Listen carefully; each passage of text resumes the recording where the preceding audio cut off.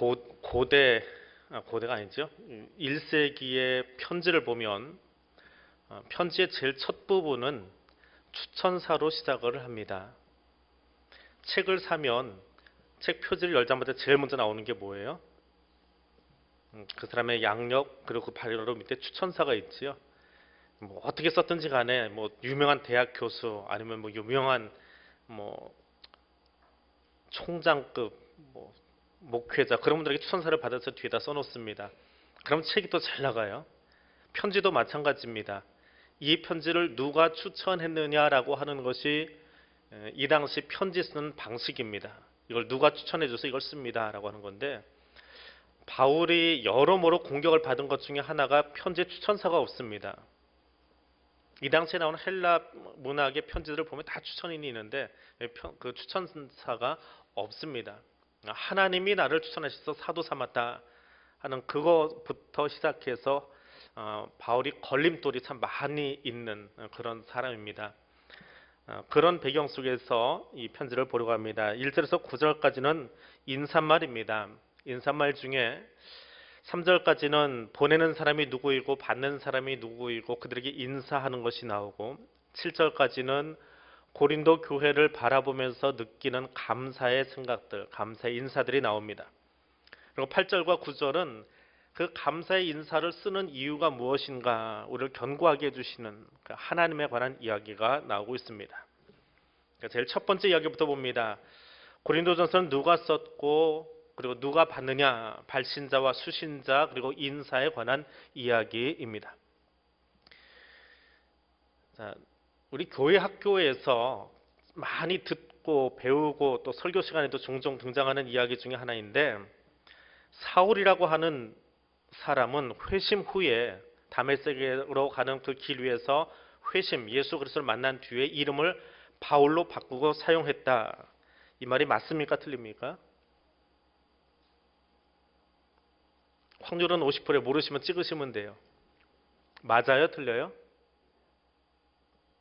틀리다 하시는 분도 있고. 많이 들었잖아요, 설교 시간에. 사울이 변해서 바울 돼서 전도했다. 맞다라고 하시는 분 손 들어보세요. 50% 확률입니다. 손 안 드시면 이거는 그냥 묻어가려고 하는 이상한 사람들이에요. 틀리면 또 어때요? 이 말이 맞다. 나는 그렇게 설교 들었다. 손 내리시고요. 회심한 이후에 바울 된 건 아니다. 그 뒤에도 뭐 이 말도 쓰고 저 말도 썼다. 그건 아니다. 여전히 묻어가시는 분들이 참 많이 있네. 손 내리세요. 사울의 회심 사건은 지난주에 보았던 사도행전 9장에 등장을 합니다. 사도행전에 등장하는 사울이라고 하는 이름은 28번 등장을 하는데 뒷부분에 자기 간증이 나와요. 그 간증 속에 사울 사울하고 등장하기 때문에 3번 빼면 25번, 그 중에 구약에 나오는 사울을 언급한 게 있어서 하나 더 빼면 24번이 등장을 합니다. 7장에서 스데반을 죽이기 위해서 사울의 발 앞에 두었다. 그리고 8장에 가서 사울이 예수 믿는 사람들을 잔멸하기 위해서 뛰어갔다. 9장에 가서 회심 사건이 나옵니다. 거의 14번 사울아 사울아 막 부르다 보니까 14번 등장합니다. 11장에 가면 분명히 9장에 회심했거든요. 11장에 가면 바나바와 사울이 안디옥에서 예루살렘에 구제배를 들고 가기 위해 나갔다라고 나오고, 12장에 가면 예루살렘에 도착한 바나바와 사울의 이야기가 나옵니다. 분명히 9장을 넘어갔는데 아직도 사울입니다. 13장에 가면 안디옥에서 파송을 받습니다. 안디옥에서 파송받은 사울과 땡땡땡땡 사람들이 나옵니다. 회심 이후에 사울의 이름을 쓰고 있습니까? 안 쓰고 있습니까? 네. 그럼 사울이 변화돼서 바울이 된 게 맞아요? 틀려요? 맞아요? 틀려요? 아니, 이야기해 들었는데 뭐 아직도 입을 다물고 계세요. 맞아요? 틀려요? 틀려요. 예. 이 목사들이 간혹 가다가 잘못된 자료를 언급해가지고 이게 맞다고 확 질러놓고 포기를 못하는 경우가 있습니다. 한번 해놨으니까. 제가 중등부 때 한번 설교를 하다가요, 아주 희한한 기사를 하나 보고 야 이거 대단한 거다 그러고 설교서는 인용을 했어요. 그러고 집에 갔는데 그날 오후에 그 신문에 대한 정정 보도가 나왔어요. 잘못된 오보였습니다. 어떻게 해야 돼요? 목회자 제일 안 되는 게 자기 잘못한 걸 빨리 인정하는 게 잘 안 된다고 그래요. 어떤 선배님이 그 얘기를 해주셔가지고 그 다음 주에 가서 지난주 설교 원고를 싹 들어서 다시 했습니다. 이거 오보였기 때문에 이건 아닙니다 그러고 중등부를 가르칠 때인데 아이들도 볼 거 아니에요 어디선가.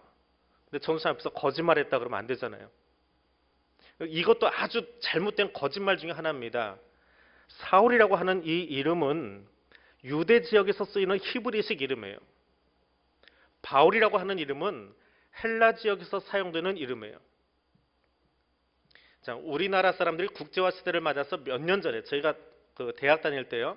선배들이 아이를 낳으면 이름을 김요한이라고 짓습니다. 그리고 영문 그 여권에다가는 어떻게 적어요? 김존 하고 적어버립니다. 한국에서 쓰는 이름과 영빈권에서 쓰는 이름을 따로 만들어 두는 경우가 있었어요. 딱 그 경우입니다. 히브리권에서 유대권에서 사용될 때는 여전히 사울이에요. 히브리의 이름을 씁니다. 그런데 바울은 선교지가 어디예요?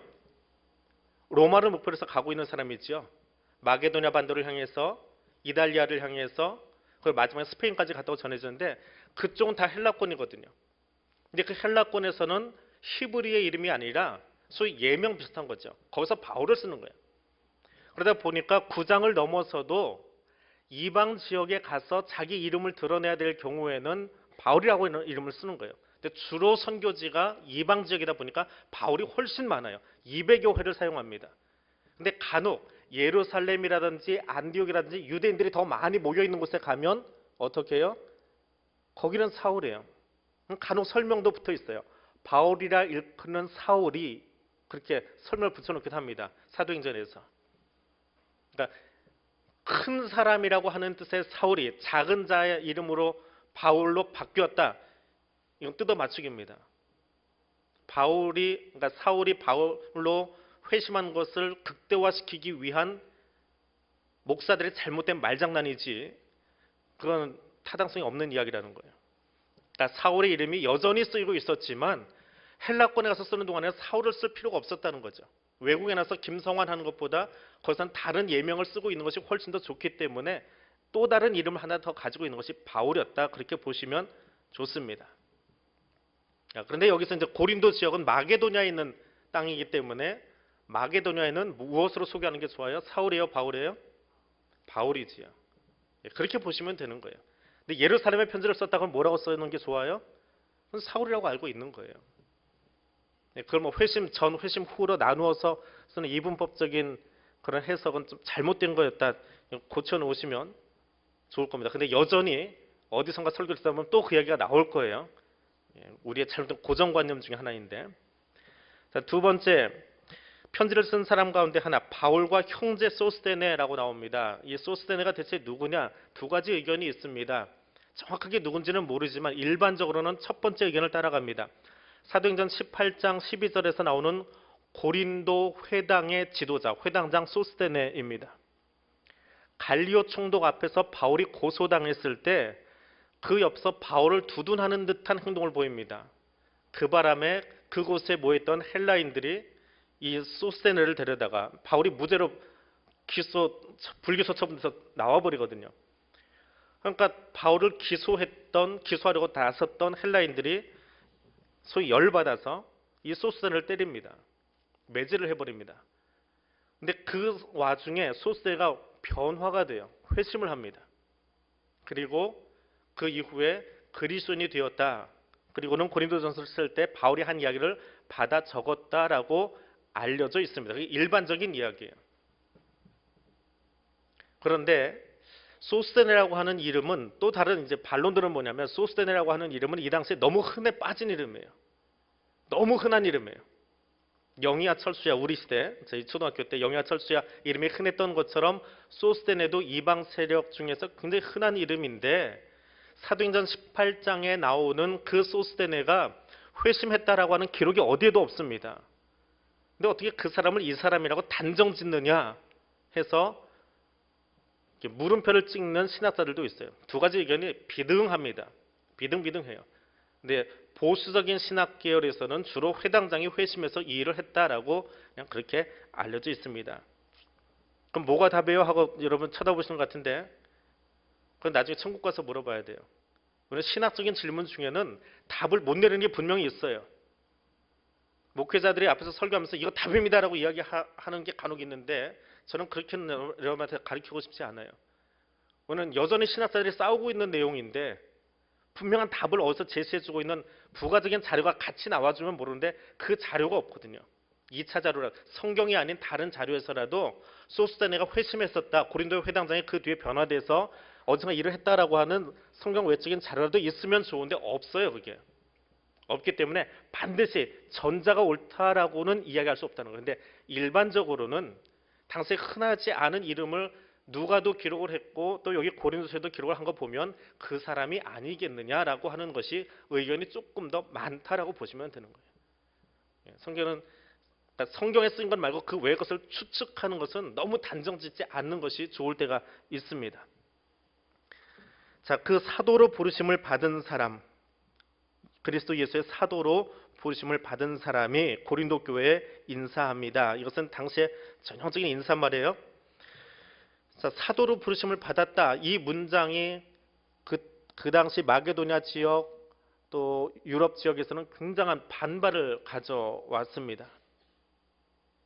누가 너한테 사도라고 불렀느냐라고 이야기하는 겁니다.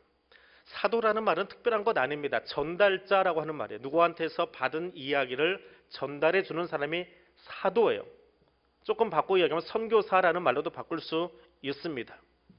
사도가 대체 누구냐? 아주 협의로 굉장히 보수적으로 생각하는 사람들은 가룟 유다를 제외한 11명의 사도와 나중에 투표를 해서 한 명을 더 뽑지요. 누구예요? 성경 공부 시간이에요. 마띠아지요. 그렇게 해서 12명 이것이 사도다라고 부르는 사람이 있고 초대교회 문헌에 보면 성경 아니고 초대교회 문헌에 보면 바울, 바나바, 야고보, 실루아노까지 4사람을 더 추가시킵니다. 그 사람들을 사도라고 호칭했어요. 칭하기는 칭하는 이게 교회 일반적인 이야기이긴 한데 또 교인들이 다 그거 따라오는 건 아니잖아요. 마음이 다 하나 같은 건 아니잖아요. 누군가는 아니하라고 하는 사람이 있거든요. 네가 어떻게 사도냐? 여전히 과거 일을 들먹거리는 사람이 있고 그래도 마띠아 같이 그러니까 투표를 해서 사도가 된 사람이 있는가 하면 바울은 누가 투표해 준 것도 아니고 자기 혼자 사도라고 외치고 다니는 거예요. 그러니까 너는 믿을 수 없다. 바울이 죽을 때까지 그 꼬리표가 달라붙었습니다. 죽을 때까지. 또 그 문제 때문에 자기 혼자 사도라고 외치고 다닌다라고 해서 바울을 공격하는 세력들이 참 많이 있었습니다. 그래서 바울은 편지마다 이 문제에 대해서 굉장히 집중적으로 써놓고 있는데 내가 자랑하기 위한 것이 아니라 그리스도 예수의 사도로 부르심을 받았다라고 하는 것을 써놨어요. 하나님의 사도로 지명했다라고 하는 것이 아니라 부르셨을 때는 거기에 맞는 소명을 주셨고 나는 그 사도의 소명을 감당하기 위해서 애쓰고 살아가는 사람이다라고 하는 강조점이 1절에 있는 거예요.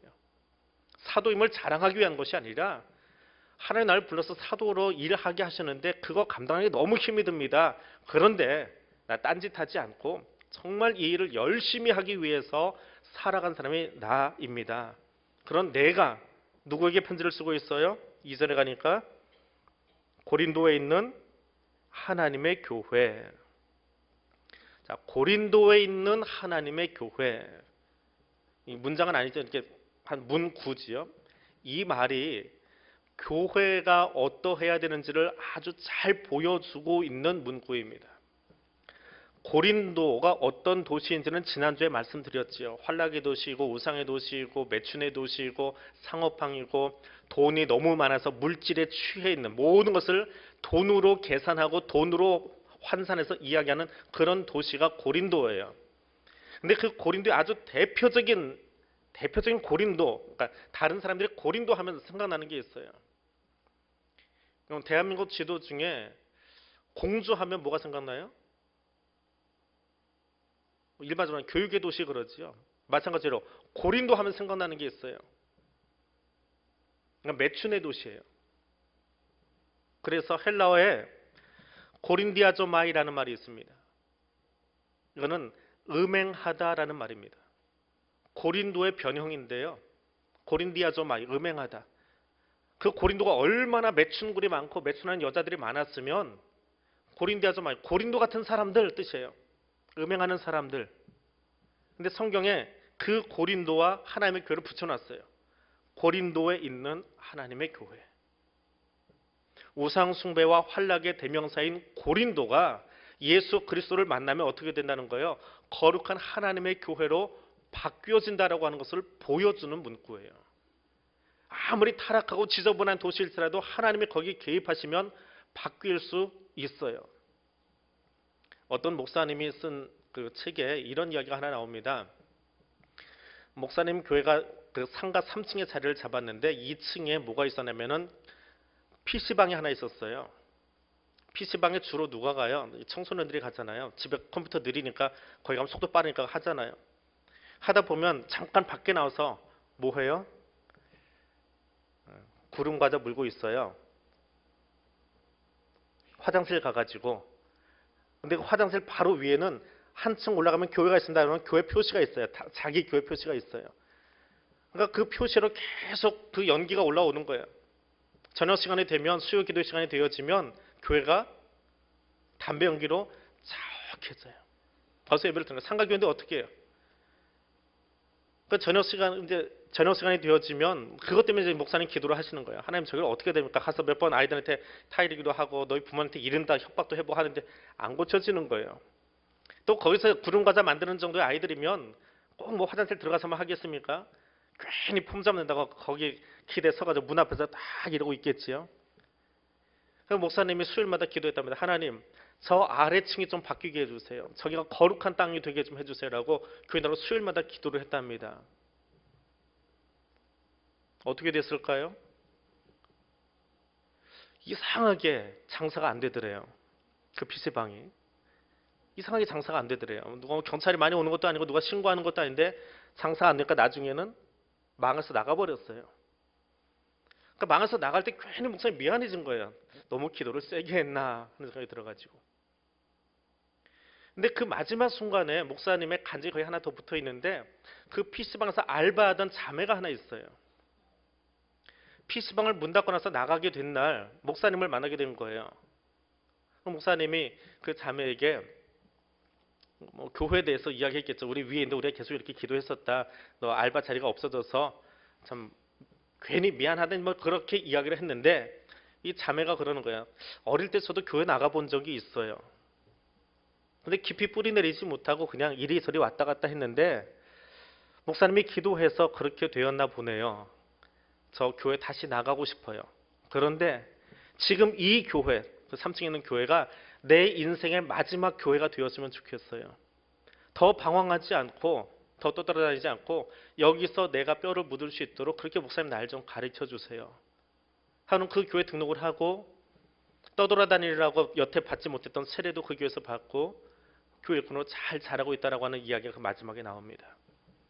환락의 도시일지라도 유흥가로 가득한 땅일지라도 그 고린도 같은 땅일지라도 하나님이 작정하고 변화시키려고 한다면 그것이 하나님의 교회가 되더라라고 하는 겁니다.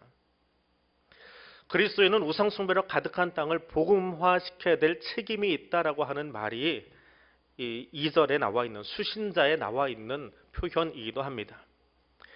교회가 무엇입니까? 그리스도 안에서 거룩하여진 존재들이지요. 그리스도께서 교회를 사랑하시고 그 교회를 위하여 자신을 주셨다라고 에베소에 편지를 쓰고 있습니다. 사도행전 20장에서는 하나님이 자기 피로 사신 교회라고 표현하고 있습니다. 그 교회는 그리스도 안에서 거룩하여지는 거예요. 내가 행동을 다르게 해서가 아니라 그리스도 안에 있으면 우리가 거룩해지는 겁니다. 죄로부터 깨끗해지고 죄사함을 받고 성령 안에서 새롭게 되는 존재들입니다. 우리가 거룩해지려면 행동을 고치는 것이 아니에요. 그리스도와 연합해서 살아가야 돼요. 내 삶도 내 생각도 내 행동도 예수와 연합할 때에 비로소 거룩해질 수 있는 거예요. 열심히 노력한다고 거룩해지는 게 아니에요. 신발을 바꿔 신는다고 거룩해지는 것이 아니고 옷을 깨끗한 걸 입는다고 거룩해지는 것이 아니에요. 그리스도와 연합한 삶을 살아갈 때에 주님과 내가 하나가 되어질 때에 비로소 주님이 공급해 주신 생각을 가지고 내 생각이 바뀌고 내 행동이 바뀌게 되는 거예요. 발만 담그고 있으니까 문의는 그리스도인인데 여전히 세상의 방식으로 생각하고 세상 사람들처럼 노하고 세상 사람들처럼 화내고 그러고 살아가는 거지요. 주님이라면 어떻게 하실까? 주님과 연합하여 살 때 우리가 거룩해질 수 있다라고 하는 겁니다. 주님은 우리를 그런 이유로 성도로 부르셨습니다. 예수 그리스도 안에서 거룩하여지고 성도라 부름 받았습니다. 왜 성도로 부르셨어요? 마트에 가면 바가지가 여러 개 있습니다. 근데 우리 집에 바가지를 몇 개 사왔어요. 근데 어떤 바가지는 장독대에서 쓰려고 좀 깨끗하게 쓰는 바가지가 있어요. 장만 풀려고요. 근데 어떤 바가지는 화장실에서 이것도 하고 저것도 하고 걸레도 빨고 하느라고 굴러다니는 바가지가 하나 있습니다. 그 바가지는 간혹 물 때도 끼고요. 시커먼 때도 낄 때가 있어요.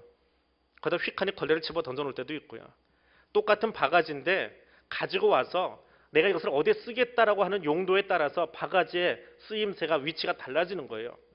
우리 다 똑같이 저 세상 속에서 다 여인의 아들, 딸들로 태어났습니다. 근데 하나님이 그들 중에 누군가를 구별하여 데려다 놓으셨어요. 왜? 하나님이 거룩하게 쓰시려고 여기다 데려다 놓은 거예요. 그것이 성도예요. 똑같이 대한민국의 공기를 마시고 대한민국의 음식을 먹고 살아가고 있지만 그런데 저 밖에 사람들처럼 살지 말고 좀 다른 생각하고 다른 모양 가지고 세상 사람들은 자기 마음에 내키는 대로 살아가고 마음에 안 들면 버럭버럭하고 살아가지만 하나님이 구별하셨기 때문에 구별된 것에 맞게 좀 살아보자. 그것이 성도라고 하는 거예요. 고린도의 사람들은 그냥 밖에 나가서 거기 신전에 들어가서 매춘하는 거예요. 매춘하고 아무도 부르지 않아요. 그냥 해도 괜찮은 거예요. 근데 내가 교회 그리스도인으로 부름받은 그 순간에 다른 사람들에게는 아무렇지도 않은 그 일이지만 나는 그렇게 살지 않겠다고 선을 그어버리는 거예요. 그것이 성도가 되는 거예요. 그리고 그 거룩함의 주의를 계속해서 유지하는 거예요. 근데 내 힘으로 유지하는 것이 아니라 성도로 부름을 받았대요. 주님이 부르셔서 그렇게 되는 거예요. 내 힘으로는 안 돼요. 내 힘으로 거룩해질 수 있다고요?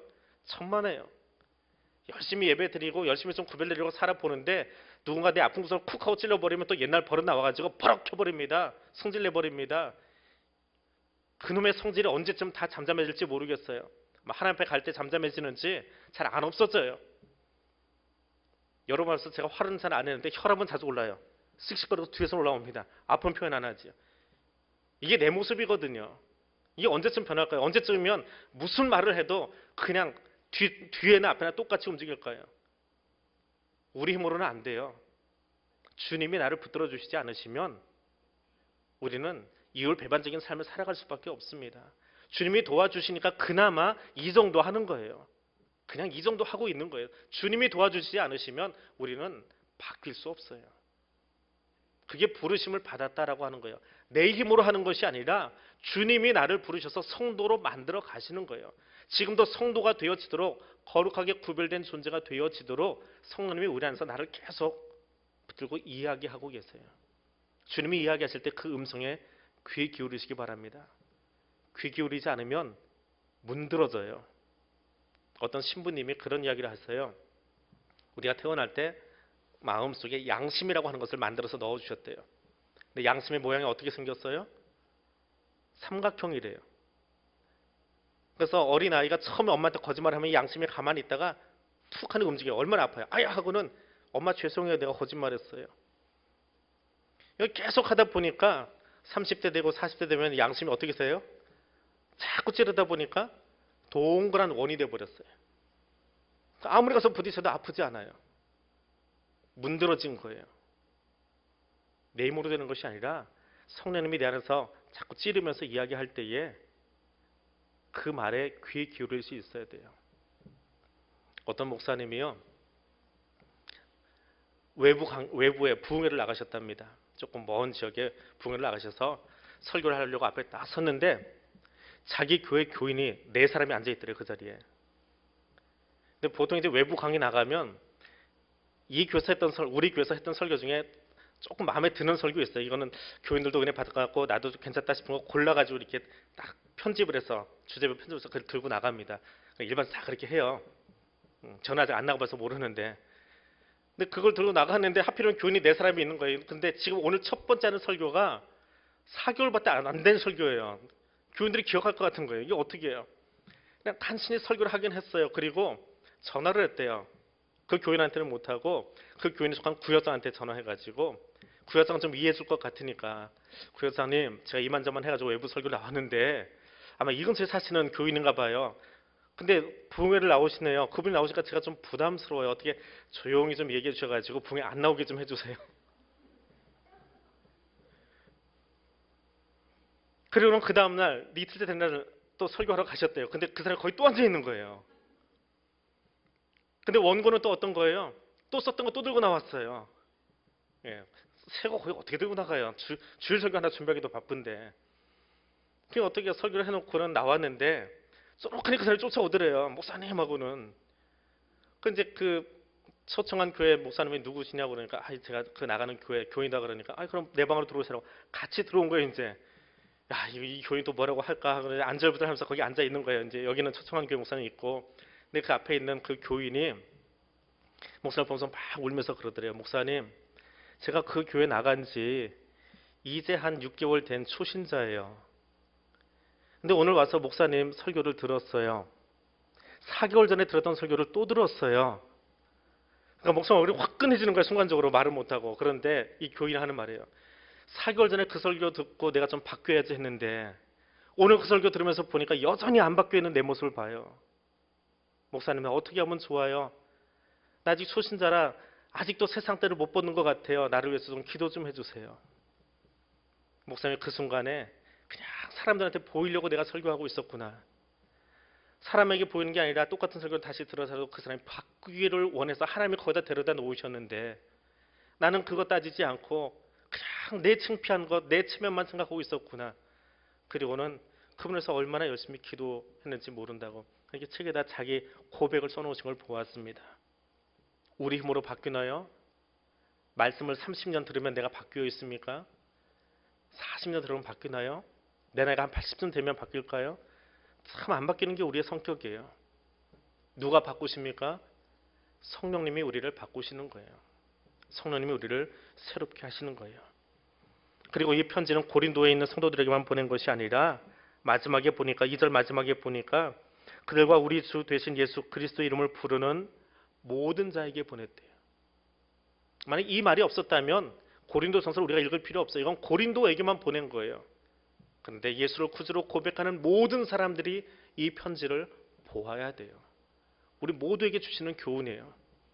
그 의미를 읽었어요. 고린도 교회가 난장판 교회구나. 앞으로 몇 주 동안은 그 난장판 교회가 대체 뭔지 그 남의 그 난장판의 모습 구경하자 그게 아니고요. 오늘 내게 들려주시는 음성으로 고린도서를 함께 들을 수 있기를 원합니다. 두 번째 나오는 이야기는 고린도 교회를 향한 감사 이야기들이 있습니다. 너에게 은혜와 평강이 있기를 원한다라고 이야기합니다. 은혜와 평강은 항상 붙어 다닙니다. 은혜는 호의라고 하는 말인데 죄인을 향해서 주시는 하나님의 사랑을 이야기합니다. 우리의 행위와 상관없이 하나님의 일방적으로 부어주시는 값없이 주시는 구원의 사랑이에요. 그럼 평강은 무엇이냐? 하나님이 우리의 죄에도 불구하고 아무 대가를 바라지 않고 그저 부어주신 사랑, 그저 부어주신 사랑 때문에 내가 누리는, 하나님 부어주신 사랑에서 내가 누리는 평화로움, 안락함을 이야기하는 거예요. 은혜를 받으면 마음이 편안해지는 거예요. 은혜를 받으면 하나님이 나를 용서해 주셨습니다라고 하는 것 때문에 넉넉해지는 거예요. 은혜를 받은 사람은 내 모습에도 불구하고 하나님이 나를 변화시키기 위해서 끊임없이 일하시는 걸 보면서 다른 사람을 향해서도 평강을 전할 수 있는 사람으로 살아가게 되는 거예요. 그렇게 은혜와 평강은 따라다니는 거예요. 은혜 받았는데 은혜 받지 못한 사람한테 너는 왜 그거밖에 안 되냐고 말하는 게 아니고요. 은혜 받으면 내 심령이 평강으로 가득 채워지고 전달받은 그 평강, 은혜로 말미암은 그 평강을 나눌 수 있는 사람이 되어지는 거예요. 왜냐하면 그것이 내 것이 아니라 하나님께로부터, 하나님과 주 예수 그리스도로부터 말미암은 것이기 때문에 나를 창조하시고 나의 소유권자가 되어주시고 나를 통치하시는 그분이 내게 아무 조건 없이 그냥 그분의 사랑을 부어주셨기 때문에 그 사랑 때문에 내가 평화를 누리거든요. 그래서 나도 아무 조건 없이 나눌 수 있는 거예요. 심지어는 나를 향해서 돌을 집어들고 쫓아오는 사울을 향해서도 하나님 제가 몰라서 그럽니다 라고 말할 수 있는 것은 천국의 평강이 무엇인지 알고 있는 스데반 집사였기 때문에 가능한 거예요.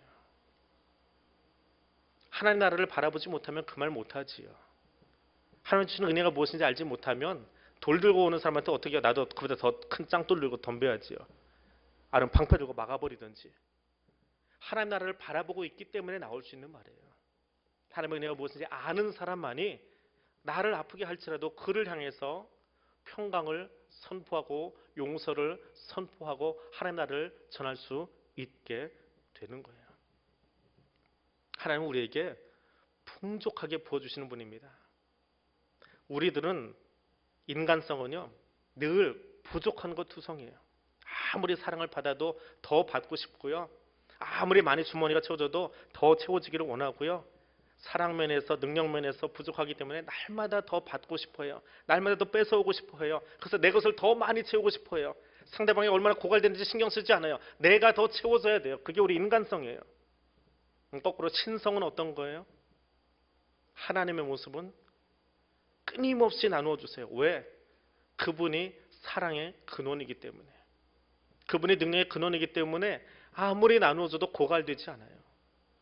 누구한테 가서 사랑받아야 돼요? 사람 옆에서 사랑받으려고 하지 마세요. 둘 다 지쳐요. 누구에게서요? 하나님에게서 사랑을 받으세요. 왜? 그분에게서는 아무리 뺏어와도 괜찮아요. 뺏어오기 전에 하나님이 내게 다 필요한 거 주시겠지만 내게 아무리 부어주셔도 그분은 고갈되지 않거든요. 고갈되지 않을 분한테 사랑을 구해야지. 조금만 뺏어오면 저 사람도 고갈돼가지고 지쳐서 낑낑거릴 텐데 거기 가서 사랑 달라고 하고 거기 가서 돈 달라고 하고 거기 가서 인정해달라고 하니까 둘 다 피곤해지는 거죠. 나는 못 받았으니까 피곤하고 저 사람은 주고 나서 고갈됐으니까 피곤하고요. 그게 인간성이거든요. 그게 죄인이거든요. 하나님 앞에 나가서 사랑을 구하고 하나님 앞에 가서 능력을 구하고 하나님이 주시는 것으로 풍족한 삶을 사실 수 있는 여러분이 될 수 있기를 원합니다. 그런데 바울이 고린도 교회를 보니까요. 거기는 은사가 참 많아요. 정말 많이 받았어요. 하나님에게서. 너무 많이 받았어요. 다른 교회에 비해서 탁월하게 받았어요. 탁월하게 받았는데 인간성은 어떻다고요? 인간성은 어떤 존재라고요? 늘 굶주린 존재. 자꾸 가져와야 되는 존재. 그래서 편지를 쓰는 거예요. 그것 때문에. 그렇게 많은 은사를 받았음에도 불구하고 방언의 은사, 예언의 은사, 사랑의 은사 여러 가지 은사를 다 받았는데도 불구하고 여전히 갈증이 많아요. 여전히 비교의식에 빠져 있어요. 네가 잘났네, 내가 잘났네. 그래서 편지 쓴 거예요. 우리 인간성으로 살지 말고 예수 그리스도의 성품을 가지고 살아가자라고 하는 것이 고린도서예요. 그래서 그 교회 쓴 거예요. 음행의 도시가 하나님의 교회 된 것까지 좋은데 하나님의 교회에 구별돼서 부른 성도들이 있어요. 뭔가 특별한 일을 하시려고 거기 구별해서 데려다 놓으셨어요. 그리고 그 특별한 일을 감당하게 하시려고 은사까지 부어주셨어요. 그런데 그 은사를 왜 주었느냐라고 하는 거예요. 그 은사를 왜 주었느냐. 오늘 그 이야기만 하고 마치겠습니다. 마지막 이야기예요. 우리를 견고하게 하고 교제하기 위해서 그 은사들을 주신 거예요. 그 사랑을 주신 거예요. 그래서 구별하신 거예요. 8절을 같이 읽어보겠습니다. 주께서 너희를 우리 주 예수 그리스도의 날에 책망할 것이 없는 자로 끝까지 견고하게 하시리라. 은사가 아무리 풍족해도요 하나님이 나를 붙들어 주시지 않으시면 우리에게 미래가 없습니다. 고린도 교회가 부족한 것 투성이지만 하나님이 그 교회를 계속 하나님의 백성답게 하나님의 백성들답게 끌어가고 계시니까 교회다움을 유지하고 있는 거예요. 그렇지 않으면 고린디아 좀 아이로 살아갈 수밖에 없는 거예요. 우리 교회도 마찬가지예요. 하나님이 끌어가 주시지 않으시면 사람 냄새 가득한 그런 곳 될 수밖에 없어요. 부족한 것이 보이고 연약한 것이 보이고 그럴 때마다 우리가 매달릴 수 있는 곳은 어디예요? 주님께 매달리는 것밖에 없는 거예요. 우리에게 다양한 은사를 주셨는데 우리 대한교회를 40년 동안 하나님 지켜주신 것이 있는데 그때마다 부어주시는 은혜가 있는데 그거 왜 주셨을까요? 자랑하라고요? 마지막 날까지 우리의 신앙이 까먹은 바 되지 아니하도록 잃어버린 바 되지 아니하도록 잘 지키게 하기 위해서 은혜를 부어주고 계시는 거예요. 그래서 마지막 날 주님 앞에 섰을 때에 잘했다라고 칭찬받게 하시려고 끊임없이 은혜를 주시고 끊임없이 은사를 주시는 거예요.